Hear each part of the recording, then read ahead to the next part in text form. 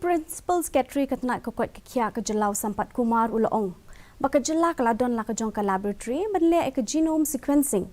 Na ka bentah kitu ke besyakta ka Khlam bakin thop yo jat kinyang BF7 jong Omicron. Ukumar lai thu boparo ke besyakta ka Khlam la pha le ke genome sequencing. Da ka babenrap baka long ka beden bok baka Jylla ka don tang khendiat ke besyakta ya menta. Ulaong baka Jylla ka long ka blakre banya kun persya ya kani ke jingpang na ba ka jingdon ke besyakta ka Khlam kala na kiwa China, Japan, South Korea, France but America. Ukumar ulaong baka tanat ka kot ka kia kala ban pinbit pinbiang kerukom terekam ka bapaka ka kela benekong bat baar jong ka Khlam ling ba ka Integrated Disease Surveillance Program Unit.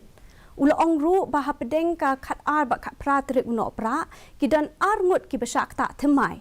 Nalor kani kidan ar spa khat arngut ki besya pet ngor hapedeng kita gisngi ha East KHASI Hills ar pusan ngut ha Riboy but shispa ap kandai ha West Garo Hills ke jingdon jong ki besyakta ha kini ki nyo sngi bladep kalong 0.1%.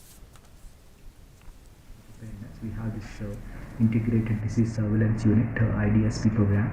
So based under that, we have already kept very good systems in the state.